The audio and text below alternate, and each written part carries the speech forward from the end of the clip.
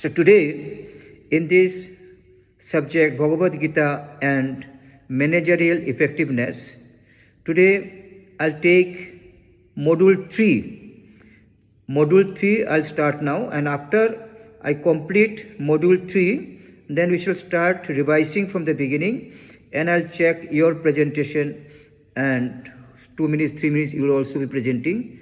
So now let me share. Can you see my screen? Can you see my screen? Dear students, please confirm. Can you see the screen? Very nice. So let us take this class today, and I'll be taking up your confusion also. After to complete, there are 3 modules altogether and 10 classes in every module. Anyway, I've given you syllabus. If you need, you can talk to me once again for the syllabus. But this is the module 3, the last module. And so long I have given you classes, brief discussion I have done. And I've given you the track how to go ahead, one by one, how to go ahead. This creates the problem actually. This creates the problem. How can I join them? This creates the problem. If you join late, that becomes a problem for me. I'm not searching, I cannot search them if they join late. So what to do? What to do, dear students, if you join late? It's very difficult to admit later on. And if we keep admitting, then I cannot take the classes. Anyway, so see, this module 3 is ethics, values and managerial effectiveness. See, so what to do if this thing goes on? The main theme is ethics, values and managerial effectiveness, module 3, and sub-themes are, there are 6 sub-themes: ethical conduct, moral responsibility in management, then nishkama karma and professional excellence. What is the definition of nishkama karma, and what is it, how is it connected with professional excellence? Then integrity, accountability and responsible leadership. And then stress management, detachment and work-life balance. These are the main key points. I have narrated these things. Then managerial effectiveness through values and service orientation. Then application of Bhagavad Gita teachings in contemporary organizations. So these are the sub-themes of the module 3. And module 3, the main theme is ethics, values and managerial effectiveness. So these 6 themes, let us take one by one. Ethics, values and managerial effectiveness, and let us take one by one. So first I have taken ethical conduct and moral responsibility in management. What is ethical conduct and what is moral responsibility? We shall discuss it, the meaning, and we shall also connect it to the teachings of Bhagavad Gita. Dear students, please remember, this ethics is not only a study of India, it is all over world. It is highly expected in every offices, companies, people who are working anywhere.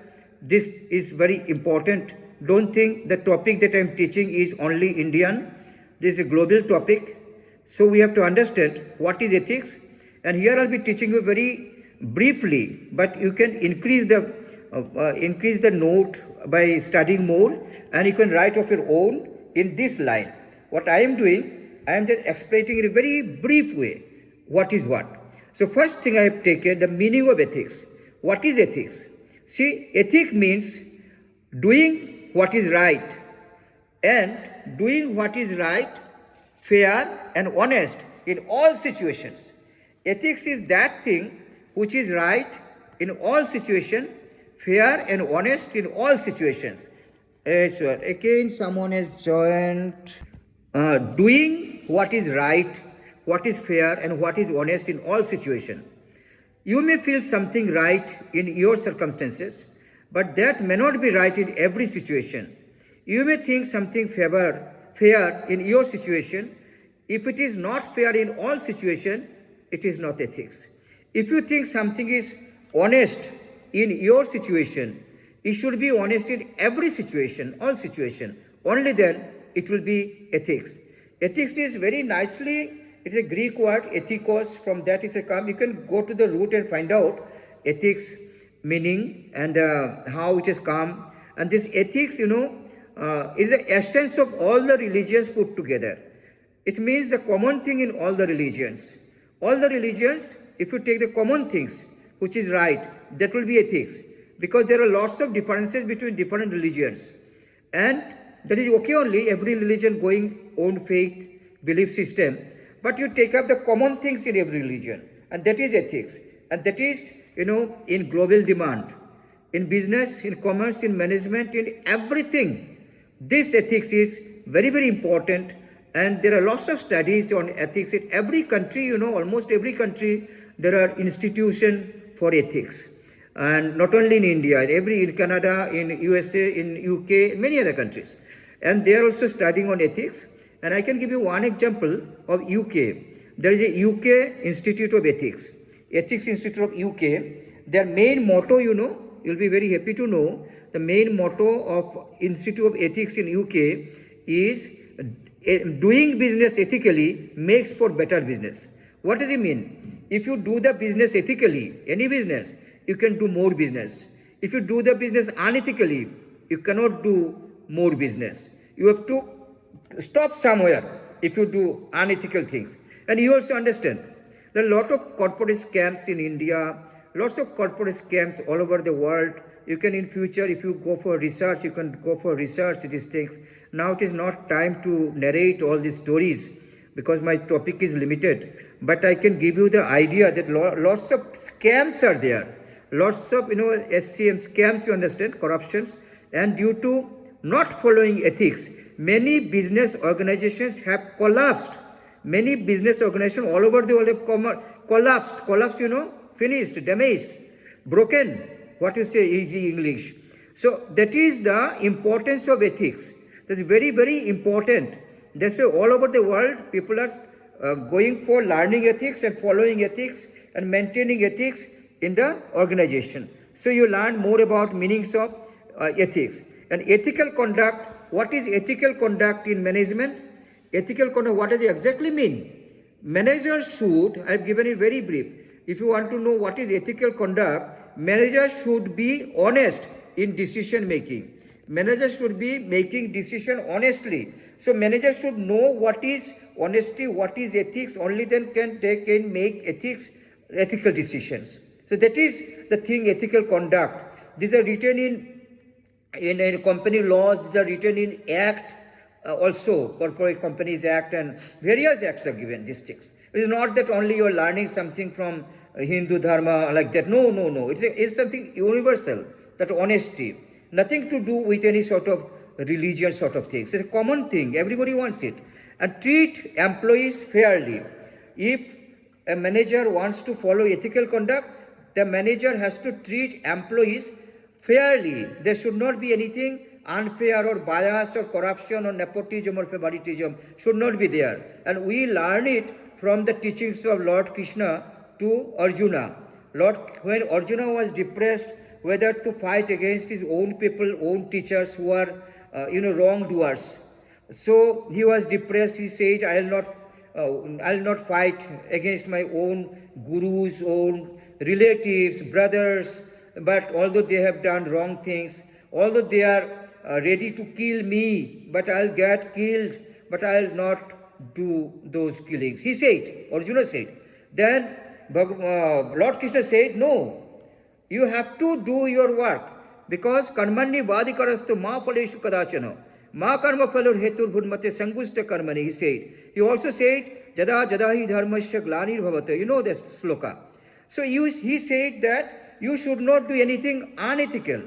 See, jada jadahi dharmasya, it goes like this. At the end you'll find, Paritranaya sadhunang vinashaya cha dushkitang. Who said? Lord Krishna said that I will come to save the Paritranaya sadhunang, those who are honest, I'll save them. Vinashaya cha dushkitang, those who are wrongdoers, I'll finish them. So that is the thing, that you have to treat employees fairly. But if anybody has done unfair, you have to take action. And you should not do anything unfair. That is the thing. Treat employees fairly. Avoid corruption and cheating. Managers should avoid corruption. Managers should avoid cheating. And managers should follow company rules and laws. You understand?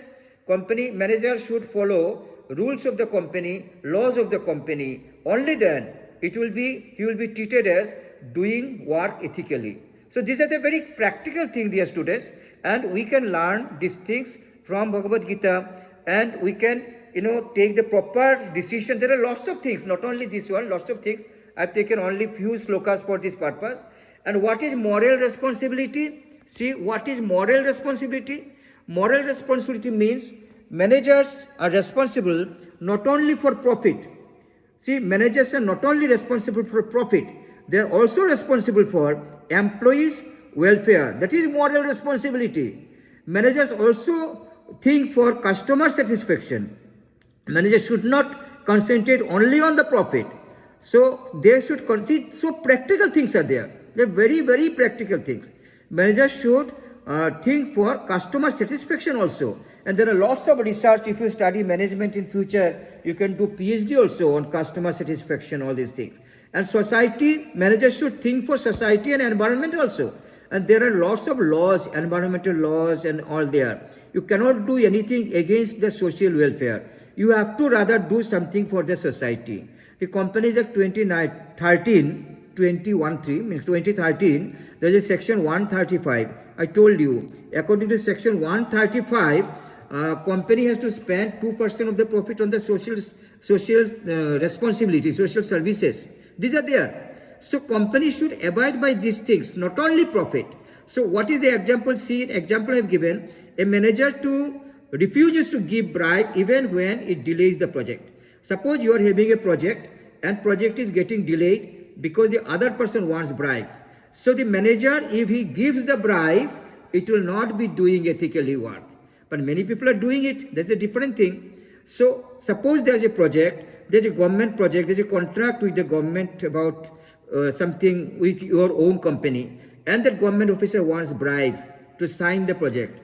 And if you give the bribe, you are doing unethical thing. Very practical example.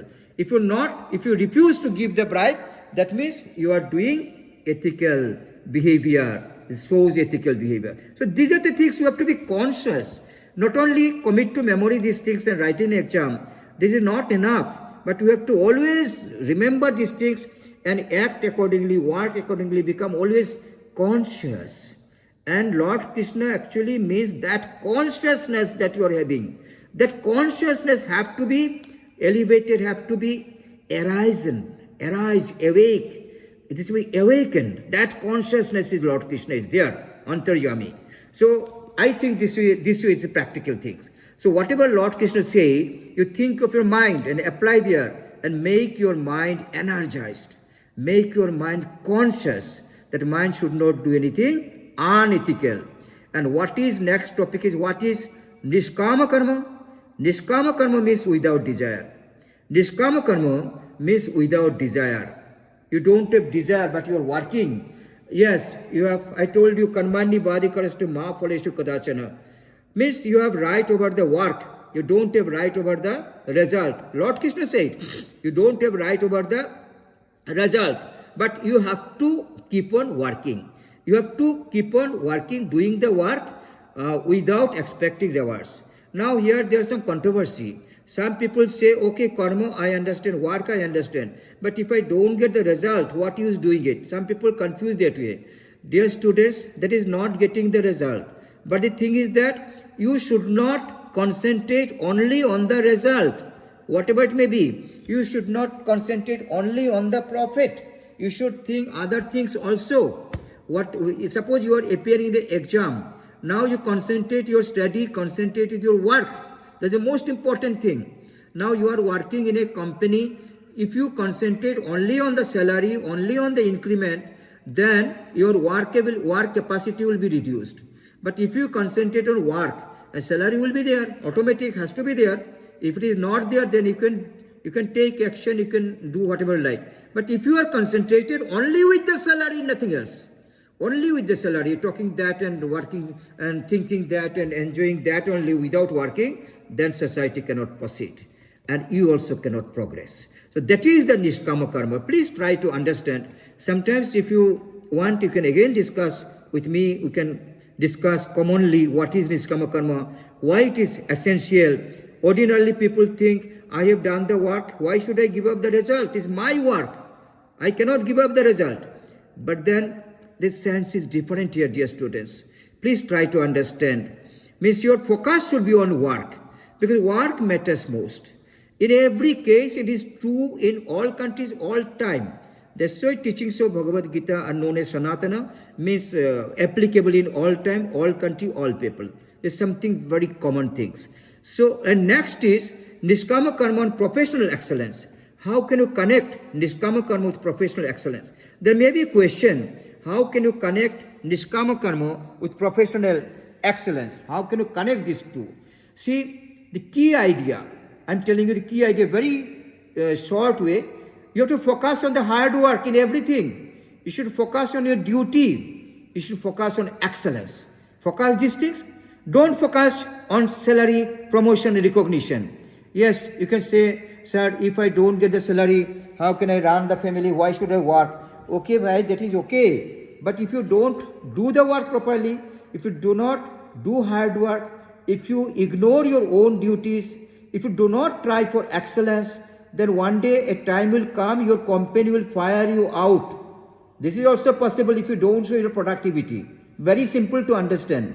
So, here Lord Krishna teaches us, and we are learning from Nishkama Karma, concept of Nishkama Karma, that we should focus on hard work. Whatever work you are doing, you are a student, you are a worker, you are an employee, you are whatever it may be, you are a manager. So focus on hard work, find out your duties and do them, and focus on excellence. As you do excellence, you will become a different person. Your lives will be different. Your personality will be different if you're a hard worker, if you abide by duties. Or suppose you are not hard worker, you will be burdened to the society, you will be burdened to the family, you will be burdened to your own people, you will be burdened to the company. You think properly. These things we learn from Nishkama Karma. These are the things. It is not that after getting the salary, you give it to someone else, or Lord Krishna will be coming and taking your salary.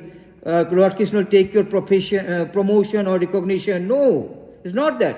It matters on where you focus. Focus. They're saying focus. If your salary, suppose there is some wrong calculation, you go for complaining or working on that, or right application, whatever it may be. But suppose your focus is only on salary, only promotion, then you cannot focus on hard work. And if in a company you do hard work, then your efficiency will go up. Even other companies will be borrowing you, will be giving you jobs. So your demand will go up. Just think, if you do ethically, what will happen? Your demand will go up. So this is the Nishkama Karma concept. And many people think that Nishkama Karma means I will not get my salary. No. Your focus, where is your mind, is a matter of mind, dear students. Matter of mind, matter of consciousness. Study on that, you are concentrating on consciousness. And that consciousness, there Lord Krishna lives. Still now, everybody's mind, there is Lord Krishna. And Nishkama Karma, professional excellence, you see a little bit more. See, in professional life, you work sincerely, result will follow. If you work sincerely, your result will follow. Nobody will take your salary. You will be getting it if you work sincerely. And you can avoid your stress. You avoid your stress about outcome. If you always think of, outcome, only result, then your stress will go up. Your stress will go up. For example, a teacher teaches with full dedication, not just for salary. This leads to professional excellence. Think of a teacher The teacher is not focusing only salary. Teacher is suppose teaching the students with full dedication. The student will be benefited, principal will be benefited, and all the society will be benefited, respecting the teacher, and his professional excellence will go up. So this is Nishkama Karma and professional excellence. I have told you in a very simple way. So now I just close this video. I'll make one more video so that I cover the next part. Okay, I'll